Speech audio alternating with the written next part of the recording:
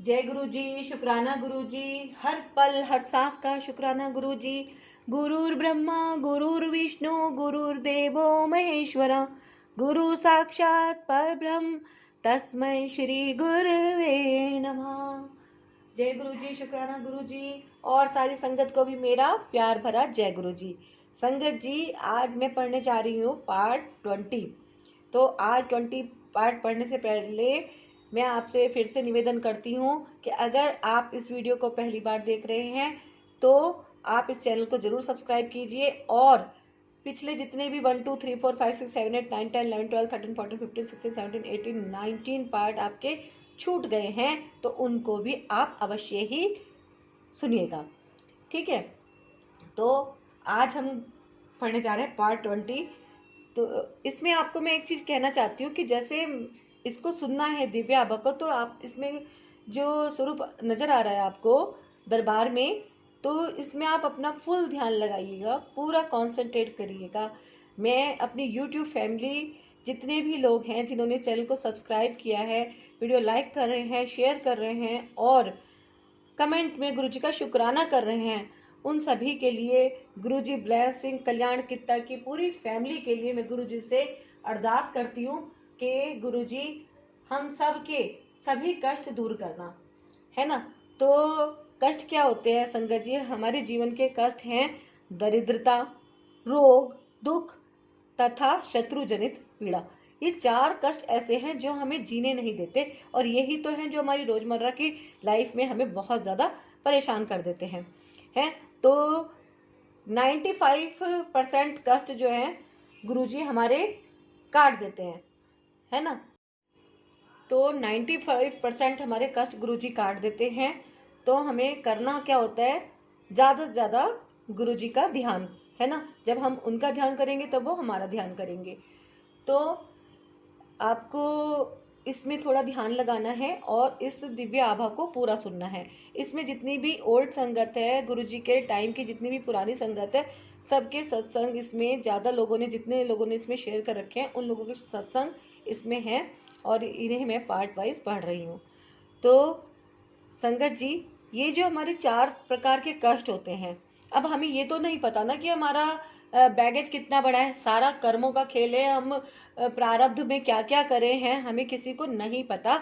हमारा जो बैगेज है वो कितना हैवी है, तो उसको काटने के लिए हमें धीरे धीरे ही कटते हैं कर्म, एकदम से नहीं कट जाते। तो हमारा जितना ज्यादा पुण्य होता है उसी हिसाब से हमारे कर्म धीरे धीरे कटते रहते हैं। तो हमारे कर्म ज्यादा जल्दी कटे, तो इसलिए एक बार इस ग्रंथ का आप पूरा सिमरन करें, है ना। तो मैं पढ़ने का मुझे फायदा क्या है? अगर मैं पढ़ रही हूँ और कोई सुन ही नहीं रहा है तो वो पढ़ना मेरा कोई मायने नहीं रखता। पढ़ना भी तभी मायने रखता है, पाठ करना भी तभी मायने रखता है जब उसको ज्यादा से ज्यादा लोग सुने, है ना। तो जैसे आप किसी के साथ शेयर करते हैं तो एक तो आपको पाठ सुनने का पुण्य मिलता है और एक दूसरे को सुनवाने का भी पुण्य मिलता है कि आप शेयर कर रहे हैं। तो ज्यादा से ज्यादा लोगों को शेयर कीजिएगा और उनको भी बताइएगा कि वो भी इसको एक बार पूरी दिव्य आभा को अवश्य ही सुने। तो जिससे, क्योंकि यही हमारी 4 तरह की प्रॉब्लम मेन होती है, फाइनेंस की होती है, किसी को हेल्थ की होती है, और भी घर के और भी तमाम कलेश झगड़े होते हैं, वो दुख के कारण बन जाते हैं। और भाई शत्रु जनित पीड़ा, कईयों के अब शत्रु भी बहुत ज्यादा होते हैं। तो ये जितनी हमारी प्रॉब्लम्स हैं, इन प्रॉब्लम से हमें निकलने का जो सबसे आसान रास्ता है वो है गुरुजी। और तो गुरुजी का तो हम सब लोग ध्यान करते ही हैं, अपने अपने हिसाब से सत्संग में जाते हैं, बड़े मंदिर भी जाते हैं, सब काम हम करते हैं। लेकिन कहीं ना कहीं कुछ कर्म तो हम वहाँ पे कटवा के आ जाते हैं, लेकिन जो हमारे कर्म थोड़े बहुत बाकी रहते रहते हैं, तो क्योंकि ये तो जन्मों जन्मों का खेल है, कोई एक जन्म का खेल नहीं है कि हमारा यही जीवन है। हमारा एक तो वो जीवन है जो हम पिछला भुगत के आए हैं, है ना, जो हमने पहले काम करे, पुण्य पाप जो भी करे होंगे, है ना, जो हम वहाँ पे करके आ गए हैं। अब हमारा एक नेक्स्ट भी है, क्योंकि हम सबको क्या चिंता रहती है? हम सब लोगों को चिंता सिर्फ इतनी रहती है कि हमारा आज कैसे बेहतर हो और हमारा कल क्या होगा। 2 चिंताएं हमें रहती है। हमें आज जिस भी हम उसमें हैं, हम अपने आज को और बेहतर बनाना चाहते हैं और कल कैसा होगा इसका भी हमारे मन में एक भ्रम सा हमेशा बना रहता है ना। तो वो डर हमारा थोड़ा कैसे कम हो, समाप्त हो, तो उसके लिए हमें ऊपरी जो शक्तियाँ होती है, इनकी जो पावर होती है वो हमें अपनी तरफ खींचनी होती है। तो हम उन शक्तियों को कैसे खींचेंगे? गुरुजी का हम स्मरण करते हैं, ताकि गुरुजी हम आपका सिमरन कर रहे हैं तो आप हमारे को अपने बच्चों को ध्यान रखिए, ठीक है। तो संगत जी, आप सभी लोग भी ध्यान रखिए कि सिमरन ज़्यादा करना है, और जो ये सत्संग आप सुनने जा रहे हैं, जितनी भी सत्संग इसमें है, उन सब का आपको बिल्कुल ध्यान लगाकर, गुरुजी में ध्यान लगाकर तब सुनना है। तो एक बार जोर से बोलिए, जय गुरुजी, जय गुरुजी, शुक्राना गुरुजी। तो हम शुरू करने जा रहे हैं आज का पार्ट 20, विवाह के 6 वर्ष उपरांत। यद्यपि हमारे विवाह को कुछ समय हो चला था, हमारी कोई संतान नहीं थी। मेरे पति अपनी चिकित्सा अवश्य करवा रहे थे, पर हमें प्रथम प्रगति जनवरी 1994 में गुरुजी से मिलने के उपरांत ही दृष्टिगोचर हुई। मेरे पति की अवस्था में 20% का अंतर आया। कुछ अंतराल के पश्चात गुरुजी ने हमें संतान होने का आशीर्वाद दिया, पर यह भी कहा कि मेरी गर्भाशय की नलियों में समस्या उत्पन्न होगी। परीक्षण करने पर सब परिणाम सामने आए। अगले वर्ष मैं गर्भवती हो गई। गुरुजी के कथन के संदर्भ में मैंने चिकित्सकों से निवेदन कर सब परीक्षण करवाए। पराध्वनिक विशेषज्ञ ने गर्भाशय में कोई असामान्यता नहीं देखी। कुछ दिन उपरांत उन्होंने पाया कि बच्चे के विकास की गति अति धीमी है और डीएनसी का परामर्श दिया। इसके 10 दिन बाद मेरे उदर में अत्यधिक दर्द के कारण जब मुझे अपनी चिकित्सिका के पास ले जाया गया तो परीक्षण में पता चला कि भ्रूण नली में बढ़ रहा था। एक नली फट चुकी थी और दूसरी में छेद हो गया था। फिर गुरुजी की कृपा से 2000 में मैं पुनः गर्भवती हुई। विवाह के 6 वर्ष बाद और एक सुंदर बच्ची को जन्म दिया।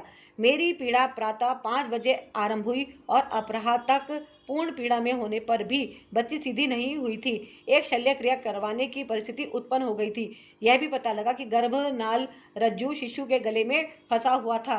गुरुजी से प्रश्न करने पर उन्होंने प्रतीक्षा करने को कहा। रात्रि 9 बजे शिशु ने पलटी ली और मुझे सामान्य प्रसव हुआ। गुरुजी की कृपा से सब अच्छा हो गया। यह चमत्कार केवल गुरुजी कर सकते थे और इसके लिए मैं उनकी हार्दिक आभारी हूँ। एक भक्त, जय गुरुजी, शुक्राना गुरुजी। तो देखा संगत जी, विवाह के 6 वर्ष बाद इनके एक पुत्री ने जन्म लिया, और सबसे बड़ी बात कि ये सिजेरियन से भी बच गई, है ना। कि सिजेरियन से शरीर कैसा हो जाता है, शरीर कच्चा पड़ जाता है। तो इनकी बिल्कुल नॉर्मल डिलीवरी हुई। तो शुक्राना गुरुजी, जय गुरुजी, शुक्राना गुरुजी। इसी में मैं एक दूसरा सत्संग भी ले लेती हूँ। तो संगत जी, आप ध्यान लगाकर सुनिए। विवाह रक्षक गुरुजी। मैं गुरुजी को जितना भी धन्यवाद दूं वह कम है। हम गुरुजी के पास अपने व्यापार संबंधी समस्या लेकर पहुंचे थे और उन्होंने हमें तुरंत अपनी शरण प्रदान करी, परंतु अभी उससे भी बड़ी परीक्षा शेष थी। मेरे विवाह को 35 वर्ष बीत चुके थे। हमारे एक पुत्र और एक कन्या है, दोनों विवाहित, और घर में एक पोती भी है। कहते हैं किसी को भी जीवन में सब कुछ प्राप्त नहीं होते। मेरे पति की आदतों में बहुत सुधार संभव था। वह जीवन को आनंद पूर्वक जीना चाहकर भी परिवार के किसी उत्तरदायित्व को लेने को तैयार नहीं थे, और जब वह मद्यपान करते थे मुझे भय लगता था। वह आक्रामक और अत्याचारी हो जाते थे। गुरुजी की दया से मेरे बच्चे सदा मेरा आधार रहे हैं। मैं गुरुजी के पास आकर उनसे अपनी पुत्री के लिए संतान की कामना करती थी, अपितु गुरुजी पहले मेरे परिवार का वातावरण स्वच्छ करना चाह रहे थे। संतान सुख देना तो उनके लिए कोई समस्या नहीं थी। एक दिन मैं गुरुजी के दर्शन के बाद घर पहुंची तो मेरे पति वहां पर नहीं थे। मुझे कोई चिंता नहीं हुई, क्योंकि वह गोल्फ खेलते हैं और सप्ताह में 4 दिन देर से आते थे।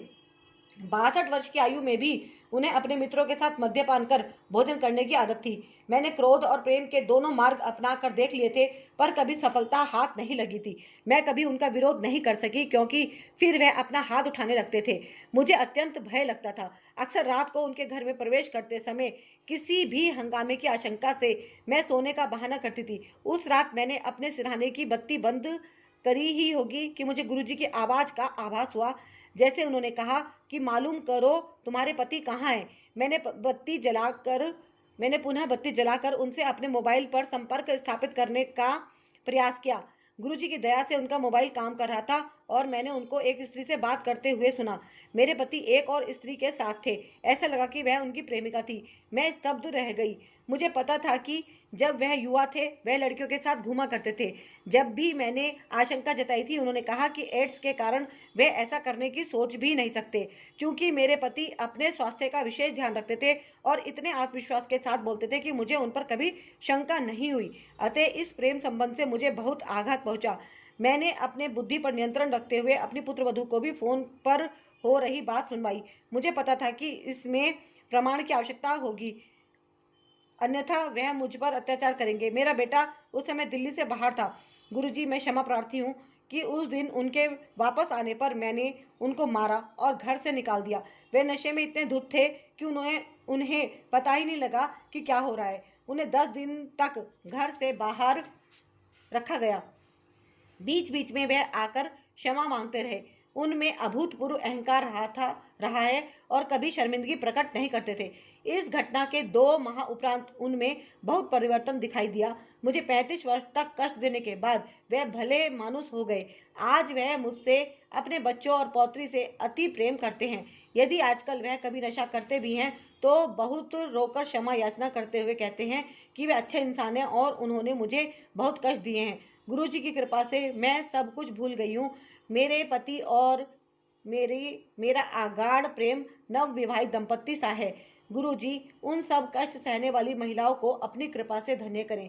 मैं सबसे गुरुजी के चरणों में आने का निवेदन करती हूँ। वह साक्षात भगवान हैं। मैं उनसे अथाह प्रेम करती हूँ। एक भक्त। जय गुरुजी। तो संगत जी, सुना आपने इनका सत्संग, कैसे इनकी बिल्कुल फैमिली में सब कुछ होते हुए है किस चीज का कष्ट था, है ना? ग्रह क्लेश किस कारण? शराब के कारण। कितनी फैमिलीज ऐसी होती हैं जो शराब के कारण इस तरह से पूरा फैमिली को अस्त व्यस्त कर देती हैं और बहुत ज़्यादा वायलेंस क्रिएट करती हैं। तो संगत जी, ये बिल्कुल इन्होंने सही कहा है कि गुरुजी स्वप्न में इनको आए और उनको एक ऐसा थॉट दिया कि वो इसी वक्त अपने पति को फ़ोन करें, जिससे इनको सारी बातें क्लियर हो पाई, है ना? तो ऐसा ही मेरे साथ भी हुआ था कि मेरे को भी स्वप्न में ही गुरुजी ने कहा कि मैं इस दिव्य आभा को पढूं। तो यही मेरे साथ भी हुआ। इतना क्लियर थॉट मेरे को आया कि मैं इस दिव्य आभा को पढूं, और खाली पढूं ही नहीं, मैं सबके साथ शेयर करूं। तो आज की डेट में मैं यही सोचती हूँ कि हाँ, जितने ज़्यादा लोगों के ज़्यादा से ज़्यादा कष्ट दूर हो सके वो ही सबसे बड़ी ब्लेसिंग होती है। तो संगत जी, आप सब लोग भी मुझे अपनी ब्लेसिंग दीजिएगा, और मैं आप सबके लिए भी और अपने लिए भी अपने गुरु जी से, अपने गुरु पास से, अपने गुरु जी ब्लेसिंग कल्याण कित्ता फैमिली के लिए अरदास करती हूँ कि सभी लोग बहुत बहुत बहुत खुश रहें, उनको कभी कोई दुख ना हो। और सभी लोग जो भी आपका सिमरन कर रहे हैं, जो भी इस चैनल पे ये वीडियो को बहुत अच्छे से देख रहे हैं, उनके ये चारों दुख, दरिद्रता, रोग, दुख, शत्रु जनित पीड़ा, ये जितने भी प्रकार के दुख कष्ट हैं, ये सब उनके दूर हों। जय गुरु जी। शुक्राना गुरु जी, अनंतम शुक्राना गुरु जी। तो संगत जी, मिलती हूँ मैं आपसे अब नेक्स्ट वीडियो में, पार्ट 21 में। आज ये 20 पार्ट समाप्त हुआ। जय गुरु जी।